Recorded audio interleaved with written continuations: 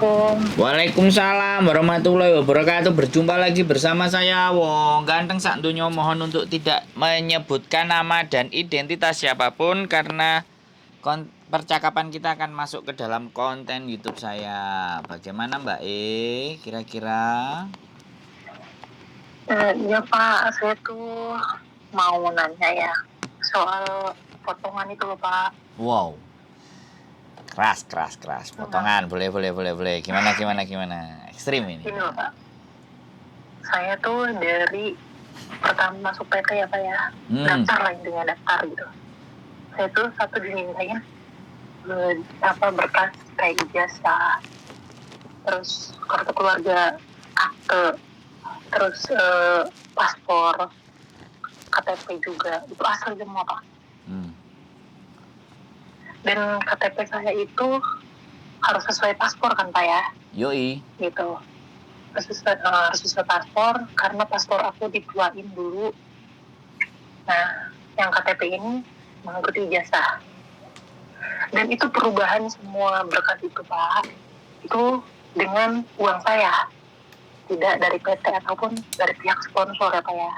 Oh, sampean bikin sendiri perubahannya? Sebentar. Iya Pak, bayar sendiri. Itu bayar sendiri. Terus? Itu. Kenapa? Kok potongannya bisa sebesar itu? Berapa? Sedangkan apa-apa saya sendiri. Berapa potongannya? 35 juta lebih lah kayaknya. Berapa? 35 juta lebih itu semua. Enggak. Hongkong dolar berapa bulan? Hongkong dolar 2734. 2.734 kali 6. Bener? Iya. Oke, terus iya, lanjut. Ya, terus sedangkan Pak ya, masuk PT disuruh tanda tangan Pak, banyak banget tuh Pak yang ditanda tangan, habis 10 lembar lah kayaknya.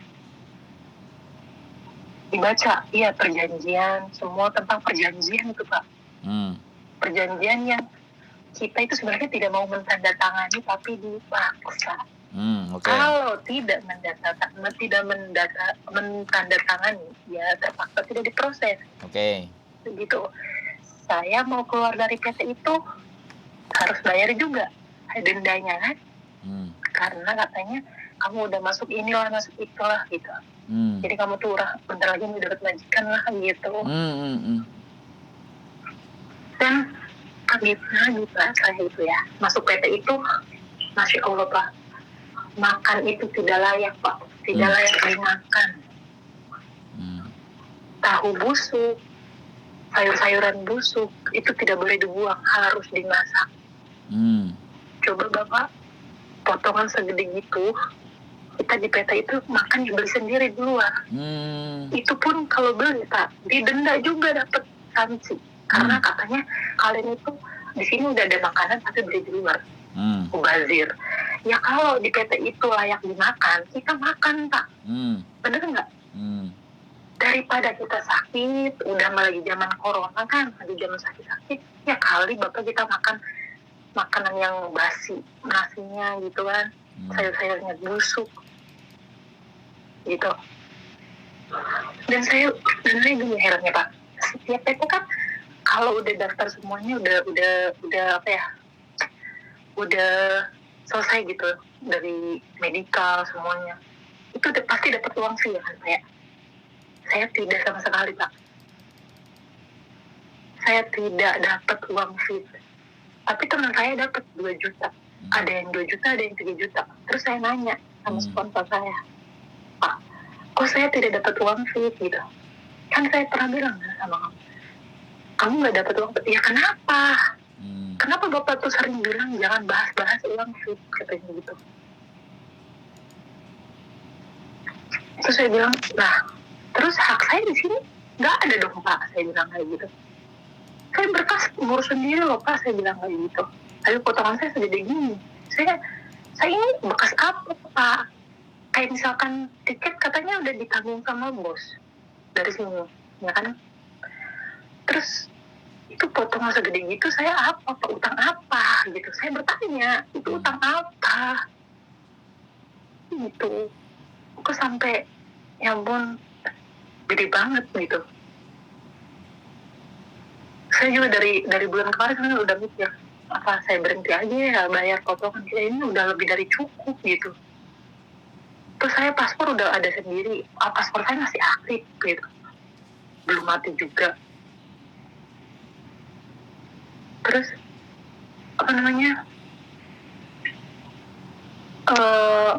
pas mau berangkat itu kayaknya, pas mau berangkat nih Pak, 2 hari mau berangkat, kita disuruh tanda tangan lagi. Tanda tangan lagi Pak, janjian lagi. Sedangkan di PAP itu dibilang gini, Mbak,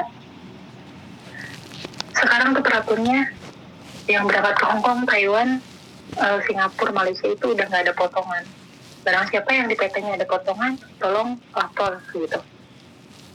Nah, saya tuh sebelum berangkat ke PAPN tuh di briefing dulu. Kalau ada yang nanya, kalau misalkan ditanya ada potongan atau tidak, bilang tidak. Kayak gitu. Padahal ada ya, kita kan dipaksa Pak. Kalau misalnya kita tidak menuruti, otomatis ya kita tidak diberangkatkan. Kayak gitu. Intinya ya dipaksa. Gitu. Oke. Iya, terus ya. Sudah? Ya udah gitu. Terus kayak temen aku tuh nyuruh, kamu coba deh gitu, tanya sama ini, nanti saya kasih nomornya ya, kayak gitu. Nah, ya udah deh gitu, mau gitu. Terus udah lu bulan ini jangan bayar lah, katanya gitu. Itu 4 bulan itu udah lebih dari cukup, katanya gitu. Kita apa di PT itu, kita makan aja bayar sendiri, kita beli, katanya gitu. Jadi iya sih Pak, saya udah nggak dapet uang sih juga gitu. Apalagi terus saya itu sebenarnya ex Taiwan itu, terus udah dimasukin ex, dimasukinnya non, dan pihak PT bilang gini, kalau kamu mau dapat uang sih, potongan kamu nambah gede, katanya gitu. Saya mikir lagi, kok aneh gitu, uang fee tapi potongan saya nambah gede, kok gimana sih maksudnya gitu. PT dulu waktu saya ke Taiwan nggak kayak gitu Pak, ya saya dapat uang sih gitu, tapi ya potongan tetap ya sama kayak yang lain gitu. Makanya aneh ya kadang-kadang nyesel sih, ada nyeselnya gitu masuk PT itu, kok begini gitu. Makanan begini, terus beli luar, kayak beli di luar gitu Pak, di denda gitu, dimarahin, dimaki-maki, kayak udah dimanusiain gitu. Ini salah kita apa? Kita kan pengen makan yang sehat gitu di situ. Gimana sih? Pengen ngeluh dari udah lama gitu. Makanya saya blok nomor PT, nomor itu yang apa sih yang ngurusin pemberangkatan ke sini gitu kan. Nomor SIM-nya, nomor kantor-kantor kayak kru-krunya gitu. Saya blokin nomornya. Udah males saya. Terus saya keluar juga dari grup PT itu. Ya kayak kesal aja sih gitu. Lu pengen berkah tapi ngemanfaatin yang membutuhkan gitu. Kan nggak etis banget ya sih Pak. Tuh. Ya. Udah? Ya udah sih Pak, itu aja ya. Giliran saya ngomong ya. Boleh Pak. Jadi oke. Semua cerita sampean bisa ditulis di sebuah kronologis ya. Tulis pakai kertas, kejadian apa saja selama sampean proses keberangkatan dan bayar, dan surat tagihan utang juga sampean kumpulin. Kemudian nanti sampean saya kirimin WA. Bisa by email, bisa by phone. Sampean telepon ke BP 2MI. Dan sampean harus sampean harus masukkan kronologis itu, boleh sampean tulis tangan, boleh sampean ketik di note di HP sampean, note panjang terus di copy paste, kemudian dimasukkan ke emailnya BP 2MI, kemudian by follow up ya kan, email tertanggal sekian sampean follow up untuk dilaporkan ke mereka, ke kronologis ABCD dan semuanya. Nanti kita tunggu responnya mereka. Karena rata-rata teman-teman yang sudah melaporkan itu ternyata dimediasi. Dimediasi dengan agensi, dimediasi juga dengan PT di Indonesia. Dan BP2MI. Kebetulan saya dapat info ya kan. Dan ini belum bisa saya sampaikan, tapi kalau sampean ketemu saya bisa tunjukkan infonya. Saya belum bisa up infonya karena sekali lagi memang demi menjaga kerahasiaan teman yang mau membagi info itu kepada saya. Jadi langkah awal itu yang sampean lakukan, nanti saya kirimkan, dikirimnya kemana, emailnya dan segala sesuatunya. Nah, terus ini persoalannya adalah begini Mbak, pada saat di PT menggunakan tanda tangan dan secara dipaksa, pertanyaan bagi saya ketika kita mau mengusut, apakah sampean punya bukti? Entah rekaman, entah pembicaraan, atau apapun. Kalau sampean tidak bisa membuktikan itu semuanya, bahwa sampean bertanda tangan atas dasar paksaan, maka kita nggak kuat. Ya, satu itu. Yang kedua, tapi kalau dengan PT yang sama, kemudian sampean punya saksi 3 orang atau 4 orang, itu sudah cukup. Karena keempat orang tersebut menyatakan hal yang sama. Artinya kita bisa perkarakan. Nah, perkaranya ini bisa masuk perdata, bisa masuk pidana. Jadi perjanjian yang sampean tidak memegang, sekali lagi sampean tidak memegang catatan perjanjiannya, otomatis kan sampean tidak memahami, ya kan? Kemudian disuruh bayar, itu kalau berdasarkan hukum sudah namanya cacat hukum. Jadi bukan berarti one prestasi, kalau one prestasi itu melanggar perjanjian, bukan. Tapi sampean kita memastikan sampean memegang enggak. Terus yang ditanyakan juga sama pengacara saya, ibaratnya ya kan, apakah di dalam tulisan-tulisan yang sampean tanda tangani itu juga dituliskan bahwa sampean tidak bersedia untuk tidak memegang surat perjanjian. Nah, itu yang kami tidak dapat bukti surat perjanjian itu bunyinya apa saja. Yang jelas kan sampean merasa terintimidasi di saat kalau tidak menandatangani, maka sampean tidak jadi berangkat. Kalau tidak jadi berangkat kan jadi masalah toh. Tekanannya kan di situ tuh. Benar nggak? Nah, sekarang kalau sampean nggak mau ribut-ribut panjang, sampean melapornya ke BP2MI, aku bingung namanya, BP2MI lah gitu ya. Jadi jenengnya aneh-aneh soalnya angel ya, badan itulah. Sampean melaporkan secara tertulis ya, by email, atau sampean laporkan kalau dia ada nomor WhatsApp-nya. Kalau nggak salah sih kemarin teman saya ada WhatsApp-nya supaya bisa ditindaklanjuti. Ya mohon maaf ini saya sebutkan ya Bapak pegawainya, karena teman-teman tadi menyampaikan juga untuk disampaikan ke beliau, namanya Bapak Budi. Nah, saya juga belum komunikasi atau ngobrol, tapi teman-teman semuanya yang overcharging itu melapornya ke beliau, ada nomornya beliau. Nah, yang sampean tulis pakai note tadi bisa by email, juga bisa kirim by WA. Dan sampean sebutkan nama sampean lengkap, nomor paspor dan semuanya, jadi komplit datanya. Jadi nanti kita tinggal melihat bagaimana responnya dia. Itu responnya BP badan tadi terhadap sampean. Sampean terus follow up. Jadi WA terus bagaimana Pak? Sampai akhirnya nanti bisa dimediasi. Dan bagaimana setelah mediasi nanti bisa jadi juga potongan sudah selesai. Nah, sekarang itu yang saya sampaikan dulu ke sampean, supaya sampean tahu bagaimana cara menghentikan potongan itu kan. Sudah itu ya. Nah, sekarang kita bahasan yang lain ya. Di dalam hukum, kalau perjanjian hutang piutang ada di Indonesia dan sekarang sampean ada di Hong Kong, ini karena saya belum jelas membaca perjanjiannya. Seharusnya ditagihnya ya di negara pada saat kita melakukan perjanjian, bukan di Hong Kong. Oke. Nah, tetapi PT kan menggunakan pihak ketiga untuk surat hutang. Jadi bisa jadi di dalam perjanjian itu ada tulisannya, maka hutang ini akan ditagihkan melalui pihak ketiga yang ada di Hong Kong dan akan menagih ke alamat majikan atau menelpon majikan. Nah, itu kan.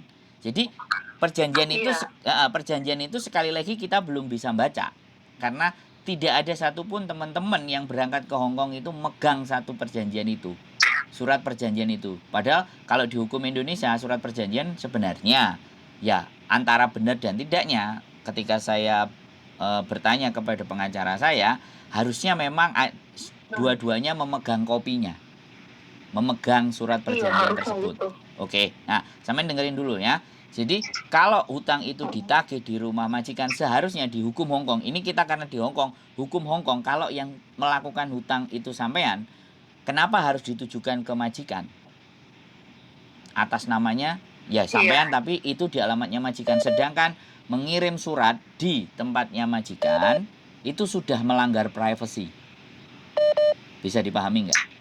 Nah sekarang sampean tinggal menjelaskan dulu ke majikan sedemikian rupa bahwa begini-begini. Karena draft surat saya belum selesai, belum bisa diselesaikan sama pengacara saya mengenai peraturan pembiayaan di Indonesia, terus bagaimana hukum hutang piutang terhadap Indonesia kalau di Hong Kong.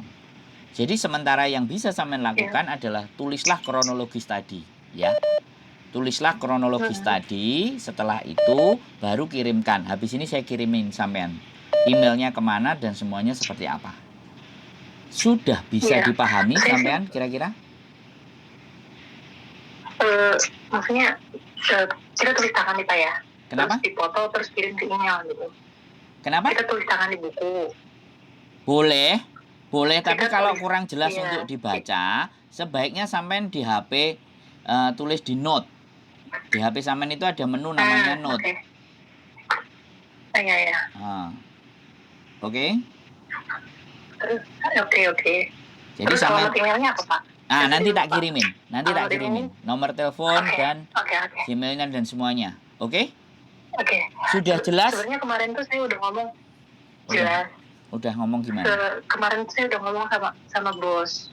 Saya tuh udah nggak mau bayar potongan. Terus kata bos, kamu nanti nggak ada masalah sama agent, kata bos aku. Aku bilang agent sama saya sama Bank Indonesia nggak ada hubungannya.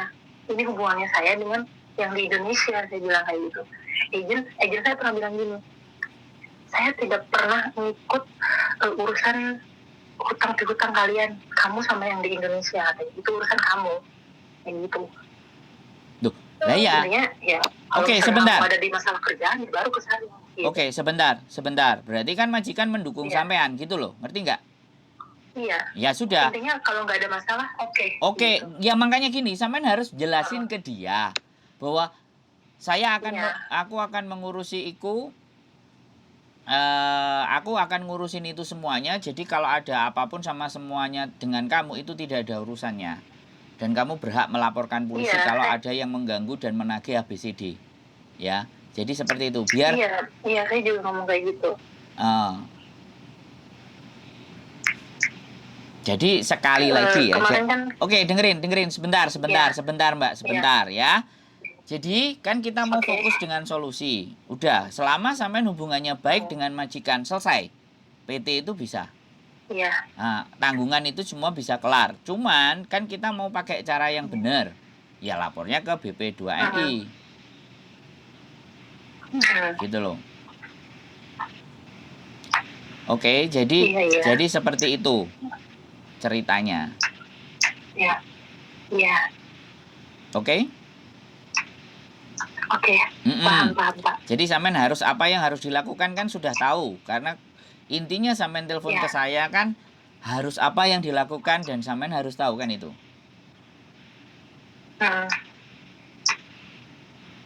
Oke?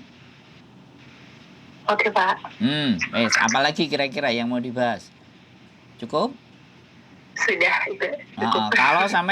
Kalau sampean datang ke rumah saya bisa tunjukkan videonya. Mediasi antara teman-teman kita yang potongan dengan badan-badan tadi itu plus sama agentnya. Karena saya belum, terus terang saya nggak akan bisa naikkan ini dulu karena ini akan menjadi pelanggaran berat. Makanya saya harus berhati-hati. menginformasikannya. Iya. Nggak bisa main up-up karena penyadapan itu kan Indonesia nggak boleh. Saya sebagai siapa? Iya. Jadi, tapi yang jelas saya bisa menginformasikan dan informasi saya valid. 100% benar. Iya. Jadi seperti itu ceritanya. Iya, Pak. Oke? Bisa dipahami karena Oke. yang mengkat potongan itu dan yang berjuang dengan potongan itu sampean, bukan saya. Saya nggak bisa karena saya bukan korban. Saya nanti hanya mungkin membuat draft di mana peraturan di Indonesia, di peraturan menteri atau peraturan apa itu yang angkanya kan 1.600 kali 6 bulan. Sama mungkin saya akan membuat kantor pengacara untuk membuat draft bagaimana sebenarnya perjanjian antara utang piutang itu diselesaikan dengan perbedaan negara. Nah, yang ingin saya jelaskan itu dan nanti saya translate ke bahasa Kantonis. Jadi teman-teman yang mengalami potongan istimewa nanti biar membawa itu di copy terus disuruh baca majikan. Jadi tidak repot-repot dalam menjelaskan. Nah, iya, saya kan pakai bahasa Mandarin. Jadi kadang-kadang majikan saya tuh kadang ada mungkin nggak ngerti ya pakai Mandarin. Makanya gitu. Kalau sampean bisa download peraturan pemerintah itu, ada beberapa teman yang bilang setelah di-download terus dikirim ke majikannya, suruh translate kata-katanya. Tapi ada majikan yang memang mau peduli, ada majikan yang mele. Udah, itu bukan urusan saya. Saya nggak perlu baca panjang-panjang. Kan ada yang kayak gitu tuh. Makanya kalau kita nanti bisa bikin dan sudah terjemahkan ke dalam bahasa China, dalam tulisan Cina, maka itu nyodorinya gampang dan kita tinggal ngomongnya sedikit, biarkan mereka membaca itu semuanya. Dan itu kan peraturan negara kita yang satu, yang kedua adalah peraturan undang-undang terhadap utang piutang yang ditagihkan di sini. Tapi kendala kita tetap satu hal, kita tidak memegang surat perjanjian itu.